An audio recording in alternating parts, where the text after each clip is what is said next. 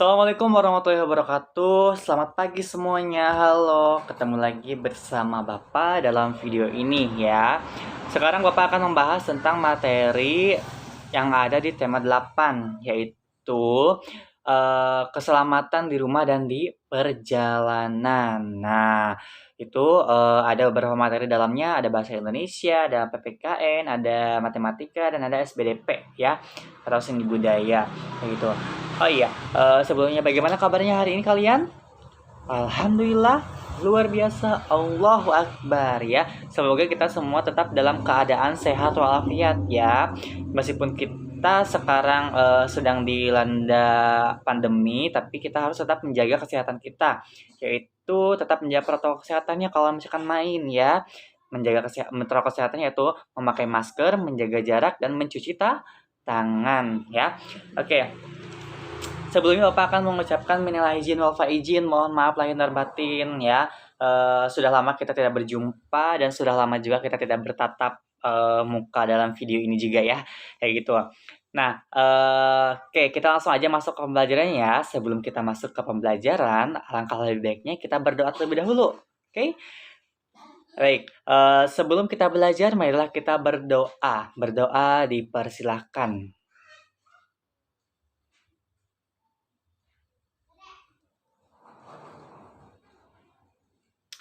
Oke, berdoa dapat diakhiri. Nah, selanjutnya kita akan membahas tentang materi-materi yang ada di tema 8. Oke? Oke, materi yang pertama yaitu kita akan membahas tentang bahasa Indonesia terlebih dahulu ya, dari semua keseluruhan tema 8. Kita akan membahas tentang materi Indonesia yang terlebih dahulu. Di dalamnya itu ada materi tentang penggunaan huruf kapital, tanda baca ya. Nah, penggunaan huruf kapital itu banyak ya. Seperti halnya dulu kita pernah bukan dulu sih. Apa namanya? Kemarin waktu sama Ibu Desi sama Ibu Dea pasti kalian belajar tentang penggunaan huruf kapital ya.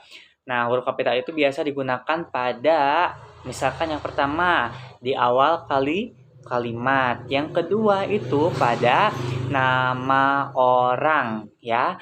Lalu yang ketiga itu ada nama hari, dan yang keempat ada nama tempat, yang kelima ada nama bulan ya. Ingat, kalau misalkan setelah titik pasti kita diawali dengan huruf kapital terlebih dahulu, atau setiap awal paragraf kita pasti menggunakan huruf kapital awalnya ya. Lalu nama orang juga harus pakai huruf kapital awalnya. Misalkan namanya itu siapa? Abdul misalkan, berarti A-nya itu adalah huruf besar ya. Terus ada lagi nama hari ya. Ingat nih, ada banyak yang salah ya. Kalau misalkan nama hari itu bukan harinya yang besarnya ya, bukan haknya. Tapi nama harinya misalkan Senin, Selasa, Rabu, Kamis, Jumat, Sabtu, dan Minggu ya. Kalau misalkan itu ada kalimat hari Minggu, berarti haknya hak kecil ya. Lalu minggunya baru M-nya gede atau besar menggunakan huruf kapital ya. Nama bulan juga bukan bulannya yang gedenya, tapi misalkan Januari, Februari, Maret, April, Mei, Juni, Juli, dan seterusnya. Kayak gitu, paham? Oke, kalau misalkan paham, kita lanjut ke selanjutnya nih. Ada penggunaan huruf kapital pada nama ganti Tuhan ya. Kalau misalkan nama ganti Tuhan itu seperti misalkan Tuhan yang Maha Esa, lalu Tuhan bukan Tuhan, Tuhan yang Maha Pengasih, atau yang Maha Pengasih, yang Maha Tahu, yang Maha Penyayang, kayak gitu. Berarti itu Y-nya itu besar, lalu misalkan Maha-nya berarti M-nya besar, dan misalkan Pengasih berarti P-nya besar ya.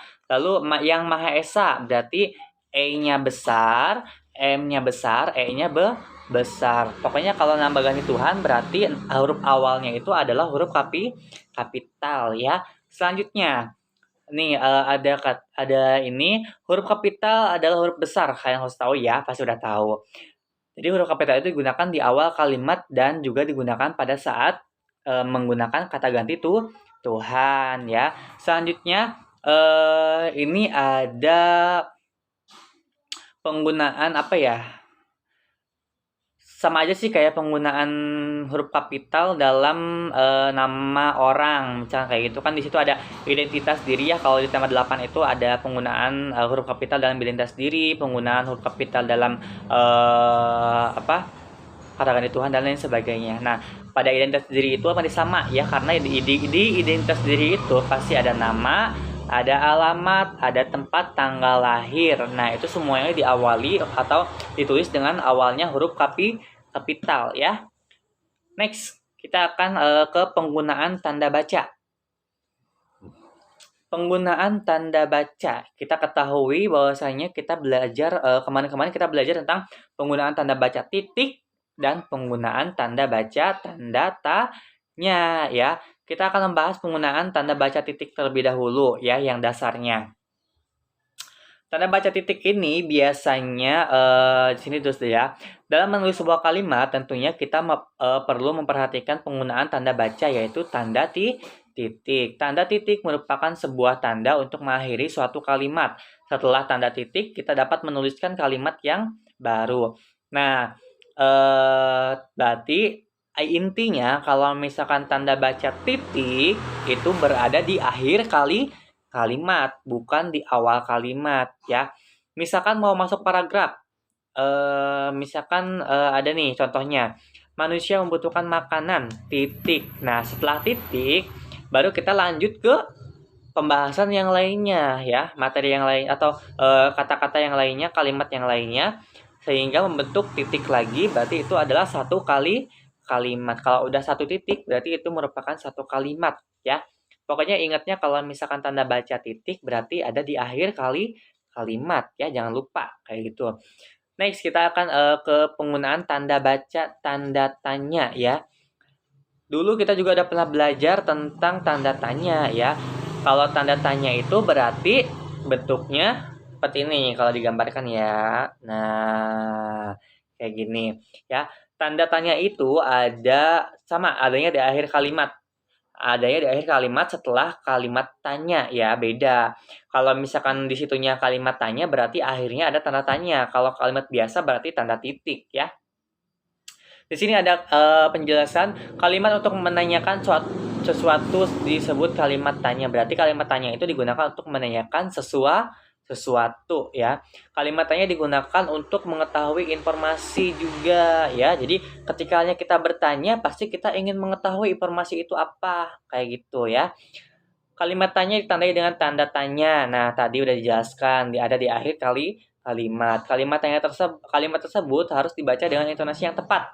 Oke, yang tepat seperti misalkan apa yang terjadi, misalkan kayak gitu. Misalkan di mana rumahnya Auni, misalkan kayak gitu. Berarti itu merupakan kalimat tanya ya. Kalau misalkan memberitahu berarti itu beda lagi intonasinya ya. Nah, selain tanda tanya, kalimat tanya juga memiliki kata tanya ya. Kata tanya itu ada 6. Coba apa aja? Ada yang tahu? Nah, kalau misalkan tidak ada yang tahu, kita bahas ya. Kata tanya itu ada 6. Ada apa, siapa, kapan, di mana, lalu mengapa, dan bagaimana. Nah, kita ulangi ya. Kata tanya itu ada 6. Yang pertama itu ada apa, siapa, kapan, di mana, mengapa, dan bagaimana. Apa itu untuk menanyakan sesuatu hal yang sedang terjadi. Kayak sebenarnya tadi, apa yang terjadi di sana, misalkan seperti itu ya. Kayak gitu. Lalu siapa itu untuk menanyakan orang ya, untuk menanyakan nama orang atau untuk menanyakan orang. Kapan berarti kalau kapan itu digunakan untuk menanyakan waktu ya, beda. Dari kapan dan di mana itu beda ya. Kalau kapan itu untuk menanyakan waktu, jam, hari, bulan, dan lain sebagainya. Kalau misalkan di mana, itu untuk menanyakan tempat ya. Untuk menanyakan tempat. Kalau mengapa itu untuk menanyakan alasan kenapa terjadi hal seperti itu ya. Kalau misalkan mengapa itu biasanya jawabannya itu berupa karena titik seperti itu ya. Jadi kalau misalkan ada pertanyaan mengapa, kalian harus menjawab kata awalnya dengan kata karena kayak gitu. Karena itu untuk menanyakan alasan ya. Kalau misalkan mengapa itu. Lalu yang kedua selanjutnya yang keenam berarti yang terakhir itu ada bagaimana. Bagaimana itu untuk menanyakan sebuah cara ya. Sebuah cara misalkan bagaimana cara membuat kue atau misalkan bagaimana cara bermain bola misalkan seperti itu ya. Berarti kalau bagaimana itu jawabannya harus banyak karena itu merupakan tanda tanya dari kata tanya bagaimana yaitu penjelasannya tentang cara ya seperti itu. Selanjutnya oke sebentar. Selanjutnya itu ada di sini ada materi tentang penggunaan huruf kapital dan tanda baca ya. Masih sama seperti yang tadi, hanya saja di sini penggunaan tanda titik dalam penulisan waktu dan bilangan ribuan ya. Di sini masih kemarin-kemarin masih Bapak lihat masih banyak yang masih salah menulisnya ya. Misalkan di sini dalam hal waktu dulu deh, dalam hal waktu. Misalkan jam 10 pas berarti 10:00. Sepertinya di sini ada contoh.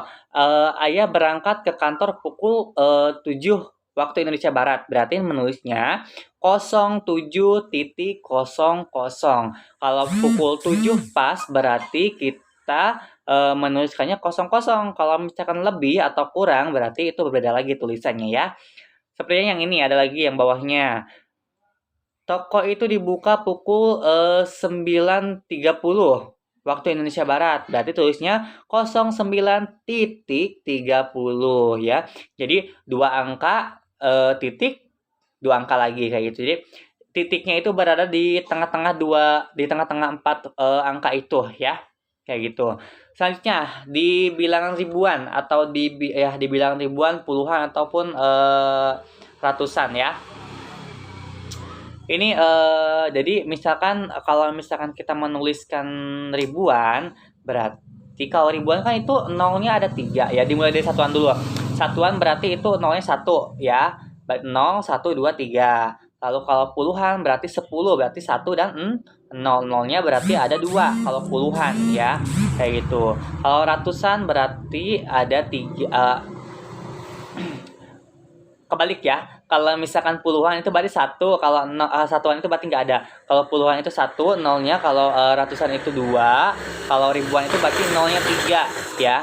Ribuan itu nolnya 3, misalkan 10, lalu 100, lalu 1000 ya. Nah, ketika hanya 1000 itu menggunakan tanda baca titik. Penulisan 1000 itu 1, titik, 0, 0, dan 0 ya. Jadi itu merupakan penulisan waktu yang 1000 penulisan bilangan ribuan ya. Jadi di sini nanti ada contohnya yaitu yang misalkan ibu memberiku uang 10.000 berarti menulisannya 10.000 ya, kosongnya 3 kayak gitu. Di sini juga ada peternak ayam menghasilkan 1000 butir telur berarti 1.0000 kayak gitu ya. Selanjutnya ada aturan membuat kalimat tanya. Nih ada aturan membuat kalimat tanya. Aturannya sama seperti yang tadi yaitu ada di akhir kalimat, terus menggunakan menggunakan kata tanya setiap kalau misalkan mau menanyakan. Misalkan di sini, apa yang perlu kita siapkan dalam menghadapi musim hujan? Misalkan seperti itu. Kapan mulainya musim hujan? Mengapa kita harus menyediakan peralatan tersebut? Bagaimana agar kita terhindar dari penyakit? Seperti itu. Jadi, tanda tanya digunakan pada akhir kalimat tanya, seperti yang tadi Bapak jelaskan, kayak gitu. Kalimat tanya biasanya diawali dengan kata tanya. Kata-kata tersebut dapat juga diawali dengan partikel kah, ya. Maksudnya partikel kah itu, misalkan apakah, ya, kapankah, mengapakah, atau bagaimanakah, seperti itu, ya. Jadi nanti kalau misalkan kalian mau ditambahkan partikel kah, itu berarti bisa ditulis seperti itu, oke? Nah, itu untuk materi bahasa Indonesianya ya. Next kita akan belajar tentang materi selanjutnya ya. Sebelumnya ada yang mau ditanyakan? Kalau misalkan ada yang mau ditanyakan, nanti ditulis aja di kolom komentar atau enggak personal chat ke Bapak lewat WhatsApp, oke? Selanjutnya kita akan next ke materi selanjutnya ya. Oke, untuk materi selanjutnya yaitu adalah tentang matematika ya. Kita belajar tentang satuan waktu, baik itu kesetaraannya maupun tentang soal-soal cerita maupun soal pilihan gandanya seperti itu ya. Jadi kita di sini akan belajar tentang membaca dan menentukan tanda waktu terlebih dahulu ya. Nanti Bapak tampilkan di slide videonya ya. Di sini ada pengertiannya, yaitu jam merupakan alat yang digunakan untuk menunjukkan waktu ya. Seperti halnya kalian tahu sudah tidak asing lagi dengan yang namanya jam mungkin ya. Mungkin kalian bisa pernah memakai jam yang di tangan, terus ada jam juga yang di dinding kalian ya. Itu merupakan jam-jam analog yang memiliki 2 jarum jam. Ada 3 jarum jam, cuman yang kita fungsikan yaitu hanya 2 jarum jam saja karena untuk menunjukkan waktunya itu sendiri ya. Di jam-jam analog tersebut kan ada jam yang selalu berputar setiap detiknya, itu namanya jarum jam yang menyatakan detik ya. Kalau misalkan di sini ada jarum jam pendek berfungsi sebagai penunjuk jam dan jarum jam panjang itu berfungsi sebagai penunjuk menitnya ya. Jadi ketika hanya ada jarum jam yang panjang dan ada jarum jam yang pendek, itu kalian harus ingat kalau yang pendek itu menunjukkan jarum jam yang untuk menunjukkan jamnya, kalau misalkan yang panjang itu untuk menunjukkan menitnya ya. Nah, seperti itu. Ada di contoh di sini yaitu jarum jam pendek menunjukkan ke angka 6 dan jarum jam panjang menunjukkan ke angka 12. Dibaca pukul 6 ya. Jadi kalian harus tahu ketika halnya jarum jam panjang menunjukkan ke angka 12, berarti itu tandanya pas ya, berarti jam 6 pas. Ketika itu udah lewat misalkan jarum jam panjangnya lewat beberapa menit ke yang satu, berarti itu udah bukan jam 6 lagi ya, tapi itu udah jam 6 lewat ya. Karena itu kita sekarang hanya belajar dulu tentang jamnya itu saja ya. Selanjutnya ini masih ada lagi contoh yang di bawahnya, yaitu jarum jam pendek menunjukkan ke angka 1, jarum jam panjang menunjukkan ke angka 12, dibaca pukul 1 ya. Dibaca pukul 1. Lalu di sini Jonas sarapan pukul 6 pagi. Jonas makan siang pukul 1 ya. Di sini ada menuliskan tanda waktu. Lihat jarum jam di sini. Jarum pendek menunjukkan ke angka 3 dan jarum panjang menunjukkan ke angka 12. Ditulisnya berarti pukul 03.00 ya. Seperti yang dicontohin di slide video ini ya. Jadi ketika hanya menulis tanda waktu, kalian harus bisa ya. Kalau misalkan dituliskan, misalkan coba tuliskan tanda waktu jam 4. Berarti kalian harus menuliskannya bukan jam 4, bukan kayak gitu ya, tetapi 04.00 ya, seperti halnya ini. Oke. Selanjutnya yaitu menuliskan tanda waktu 24 jam. Nah, kalau tadi kan kita hanya belajar tentang satuannya, misalkan dari jam 12 berarti ada jam 1, 2, 3, 4, 5, 6, 7, 8, 9, 10, 11, 12 ya. Di sini nih ada dari jam 1 sampai jam 12 ya. Ketika hanya sudah mentok jam 12, kita langsung lanjutkan lagi ketika hanya siang ya. Kan jam 1 itu berarti jam 1 pagi ya. Pagi jam 2 pagi, 3 pagi, 4 pagi, 5 pagi, 6 pagi, 7 pagi, 8 pagi, 9 pagi, 10 siang, 11 siang, 12 siang ya. Jadi ketika halnya sudah melewati pukul 12 siang, berarti itu lanjut ke pukul 13.00 ya. Artinya jam 1 di sini ketika hanya jam 1 siang, berarti pukul 13.00 ya. Lanjut lagi 14, 15, 16, 17, 18, 19, 20, 21, 22, 23, 24. Jadi satu hari itu kita melewati waktu selama 24 jam ya. Misalkan di sini, pelajaran di sekolah dimulai tepat pukul 7 pagi dan berakhir tepat pukul 11 siang. Pada kalimat di atas, waktu dituliskan menggunakan keterangan pagi dan siang. Nah, penulisan waktu yang melibatkan keterangan pagi, siang, dan sore itu malam disebut sebagai penulisan waktu 12 jam ya. Kalau misalnya ada keterangan jam 1 pagi berarti itu merupakan penulisan waktu 12 jam. Kalau misalkan ada cara lain dalam penulisan waktu, yaitu penulisan waktu dapat menggunakan tanda waktu 24 jam. Penulisan waktu tanda waktu 24 jam ini tidak diperlukan lagi keterangan waktu pagi, siang, sore, dan malam ya. Jadi tinggal menuliskan saja pukul 20.00 berarti itu adalah pukul 8 malam ya, seperti itu. Di sini ada contoh lagi. Pukul 1 siang ditulis pukul 13.00 ya. Untuk waktu 24 jam. Ya, yang atasnya berarti waktu 12 jam seperti itu. Bisa lihat contoh di sini ya, dibaca aja nanti. Selanjutnya yaitu untuk menyatakan lama suatu kegiatan dalam 1 menit. Dalam satuan jam dan menit ya. Dilihat di sini. Perhatikan contoh berikut ini. Fitri dan teman-temannya sedang berolahraga di taman. Mereka mulai berolahraga pukul 6 pagi, pukul 6 dan selesai pukul 8. Berapa jam mereka berolahraga? Berapa menit mereka berolahraga? Untuk menjawabnya, kamu dapat menggunakan bantuan gambar jam seperti berikut ini. Nah, ini waktu di gambar ini ada waktu dimulainya itu pukul 6 ya. Waktu dimulainya pukul 6 lalu kita hitung. Pukul selesainya yaitu pukul 8. Kita tinggal menghitung menggunakan gunung ya. Jadi diloncat. Berarti ada berapa kali loncatan? 1, 2. Untuk ke-8 itu ada 2 loncatan. Berarti ada 2 jam. Bisa juga menggunakan rumus yaitu waktu berakhir atau waktu selesainya dikurangi waktu dimulainya ya. Ketika hanya ingin cepat, misalkan kalau misalkan kalian lebih gampangnya ini boleh pakai yang loncatan ini. Tapi juga ada rumusnya, bisa menggunakan rumus untuk menyatakan lama suatu kegiatan, yaitu dengan menggunakan rumus waktu berakhir atau waktu selesai dikurangi waktu dimulainya ya. Berarti waktu selesai dikurangi waktu dimulai. Nanti akan ketahuan jawabannya itu berapa. Sama aja jawabannya itu 2 jam.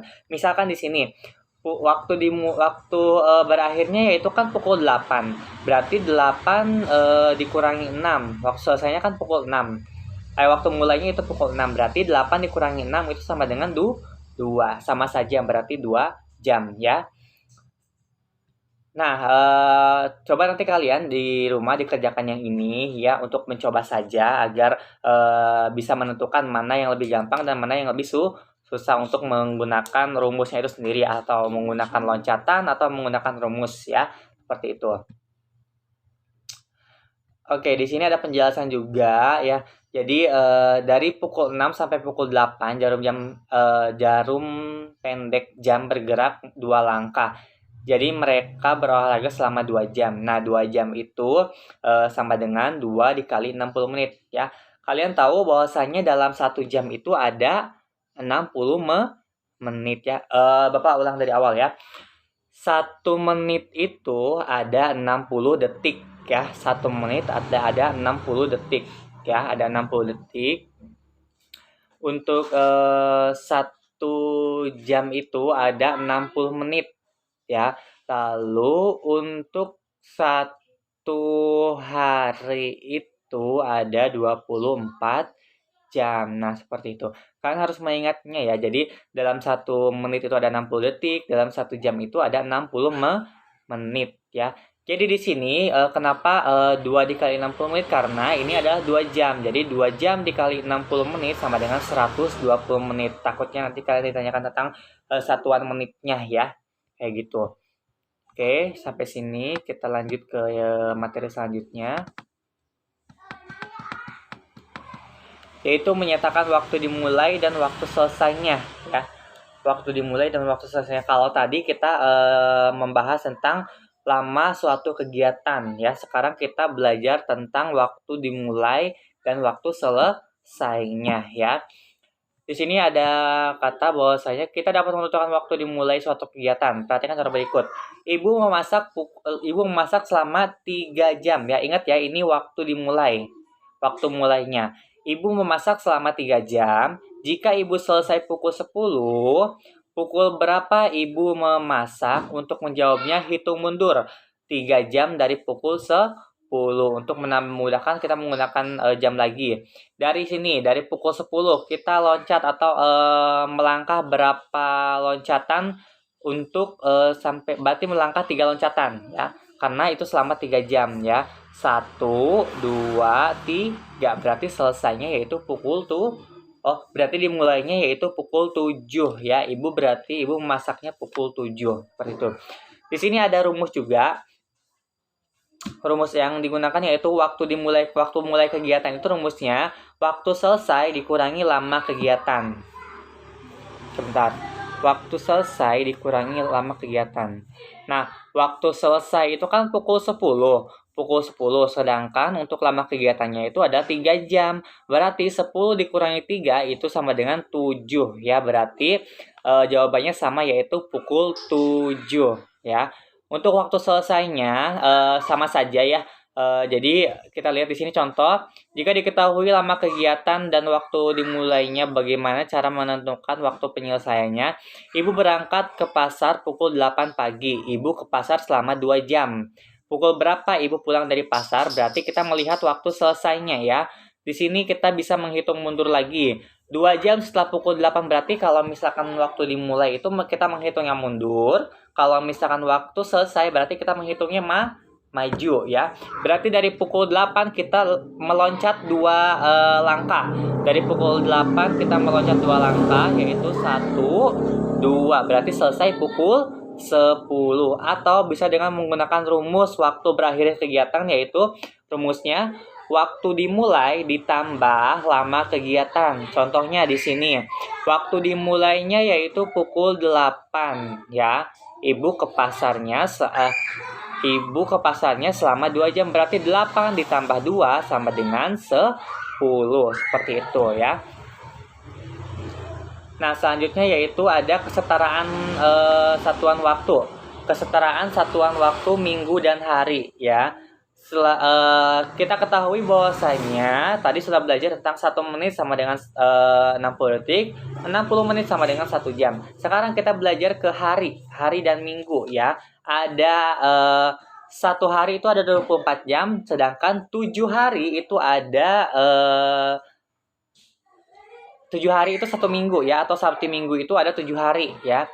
Bisa dibalik seperti itu. 1 minggu sama dengan 7 hari. Nama hari dalam seminggu yaitu ada Senin, Selasa, Rabu, Kamis, Jumat, Sabtu, dan Minggu ya. Perhatikan contoh berikut ini. 3 minggu sama dengan berapa hari? Kita tinggal mengkalikannya saja. Ketika hanya 1 minggu itu sama dengan 7 hari, maka 3 minggu berapa hari ya? Berarti 3 dikali 7. Kita hitung di sini. 3 dikali 7 sama dengan 21. Kalian harus menghafal lagi nih, tentang perkalian dari 1 sampai 10 ya. Harus hafal betul-betul. 4, sedangkan yang ini, Jonas menginap di rumah sepamannya selama 4 minggu. Berapa hari Jonas menginap di rumahnya? Berarti kita tinggal kalikan lagi. 4 dikali 7 sama dengan 28 hari. Seperti itu. Nah, di sini ada mengubah satuan hari menjadi minggu. Sebelumnya kita sudah mempelajari bagaimana cara mengubah satuan waktu menjadi satuan hari. Satuan waktu minggu menjadi satuan hari. Ingat kembali bahwasanya rumusnya yaitu 1 minggu sama dengan 7 hari. Perhatikan contoh berikut ini. Sebuah pameran buku berlangsung selama 21 hari ya. Berapa minggu pameran tersebut berlangsung? Berarti kalau misalkan yang tadi itu dikali ya, karena untuk mencari minggunya. Kalau ini untuk mencari berapa harinya ya. Kalau ini untuk mencari berapa minggunya, sedangkan yang ini untuk mencari berapa harinya, yaitu kita menggunakan pembagian. Kalau yang tadi perkalian, sekarang pembagian ya. Penyelesaiannya yaitu ada 21 hari dibagi 7. Kenapa dibagi 7? Karena 1 minggu itu ada 7 hari ya. 21 hari dibagi 7 berarti sama dengan 3 berarti itu adalah 3 minggu seperti itu ya. Paham? Semoga paham ya. Kalau misalkan ada yang belum paham bisa menanyakan langsung lewat chat ya. Oke. Masih ada lagi ya. Ini untuk menentukan waktu dimulainya suatu kegiatan, waktu berakhirnya suatu kegiatan, tetapi dalam hari ya. Dalam kalender atau dalam bulan juga bisa ya. di sini berarti kita di sini untuk menentukan tanggal dimulainya ya. Tanggal dimulainya dan tanggal berakhirnya. Seperti itu. Contoh, libur sekolah sudah dimulai 1 minggu yang lalu. Jika sekarang hari Kamis, tanggal 14 Desember tahun 2017, maka tanggal berapakah libur sekolah dimulai? Penyelesaiannya perhatikan gambar berikut ini ya. Ada kalender di sini. Tanggal 14 itu sekarang ya, hari ini misalkan tanggal 14. Seminggu yang lalu itu sudah dimulai pembelajaran itu, berarti kita tinggal hitung mundur. Hitung mundur 7 hari. Dari 14 kita loncat 1, 2, 3, 4, 5, 6, 7. Berarti dimulainya itu adalah tanggal 7. Kayak gitu ya. Kita juga seperti itu penyelesaiannya. Kalau misalkan yang berakhirnya satu kegiatan berarti sama kayak tadi kalau misalkan yang dimulai berarti mundur menghitungnya, kalau misalkan yang berakhir berarti maju ya. Di sini ada contoh.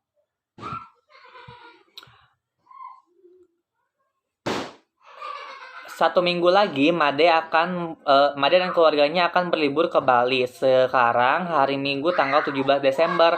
Hari apa dan tanggal berapa Made keluarganya akan berlibur? Berarti tanggal 17. Nah, kita lihat tanggal 17. Kita hitung maju ya. Kita hitung maju selama 1 minggu. Nah, 1 minggu kan ini 1 minggu lagi ya. 1 minggu berarti hitung 7 hari. 1, 2, 3, 4, 5, 6, 7. Berarti berakhirnya Made liburan yaitu pada tanggal 24 Desember ya. Kita bisa lihat di sini ada ya. Selanjutnya yaitu kesetaraan waktu. Masih tentang kesetaraan waktu ya. Tadi tentang jam dan menit, lalu tentang sekarang tentang hari dan minggu, lalu tadi tentang tanggal dimulainya, lalu sekarang tentang bulan hari ya. Tentang bulan dan hari. Di sini ada contohnya yaitu, ingat rumusnya ya. 1 bulan itu sama dengan 30 hari. 1 bulan itu sama dengan 30 hari. Berarti 30 hari itu sama dengan 1 bulan ya. Contoh, 2 bulan sama dengan berapa hari? Berarti kita tinggal mengkalikannya saja. Karena 1 bulan itu 30 hari, berarti kalau 2 bulan berarti berapa hari? 2 dikali 30 berarti berapa? 60 hari. Sekarang soal yang kedua. Nenek tinggal di rumah Fitri selama 5 bulan. Berapa hari nenek akan tinggal di rumah Fitri? Sekarang di sini tinggal dikalikan saja. 5 dikali 30 hari berarti 150 hari. Seperti itu ya. Selanjutnya itu kesetaraan waktu hari dan bulan. Ini yang kebalikannya ya. Kalau tadi untuk mencari hari, kalau sekarang untuk mencari bulannya, berapa bulan ya. Kita harus ingat 1 bulan sama dengan 30 hari, 30 hari sama dengan 1 bulan ya. Contoh di sini, ayah Komang mendapatkan tugas di luar kota selama 60 hari. Berapa bulan ayah Komang bertugas di luar kota? Berarti bisa dengan menggunakan 60 hari. Berarti 30 hari ditambah 30 hari ya. Nah, 30 hari tambah 30 hari, 30 hari itu kan 1 bulan, berarti tinggal dikebawahin 1 bulan dan 1 bulan. 1 bulan tambah 1 bulan sama dengan 2 bulan. Berarti ayah Komang itu bertugas selama 2 bulan di luar kota. Seperti itu. Once more time ya, satu lagi. Di sini ada kesetaraan waktu bulan dan tahun ya.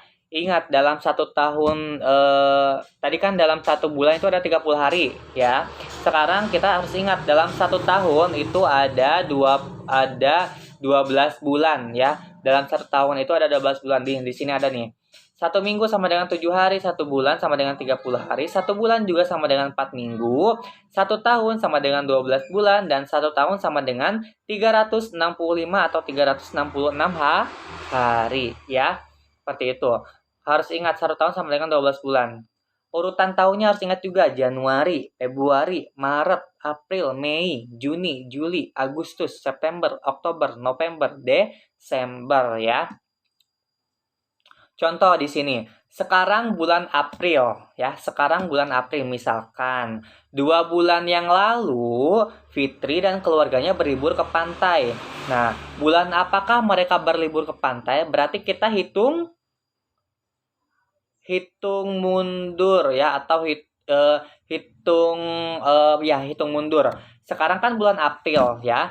Kita hitung mundur dari April, berarti April kita hitung mundur menjadi Maret, mundur lagi menjadi Februari ya. Berarti kan 2 bulan tuh, berarti cuma loncat 2 ya, 2 mundur. Kalian harus mengurutkan dulu bulan-bulannya, lalu kalian bisa meloncat-loncatannya gitu. Jadi dari mulai April loncat 2, berarti dari sampai Maret ke Februari. Kita bisa lihat contoh di sini ya. Seperti itu. Untuk yang ini kalian bisa lihat sendiri nanti ya di slide-nya seperti itu. Nah, itu untuk yang matematikanya. Kalau misalkan ada yang belum paham, boleh ditanyakan langsung ke WhatsApp saya atau Ibu Titih ya. Jadi nanti bisa sharing-sharing langsung ya. Ini videonya langsung satu tema sekaligus, oke? Kita next ke materi selanjutnya.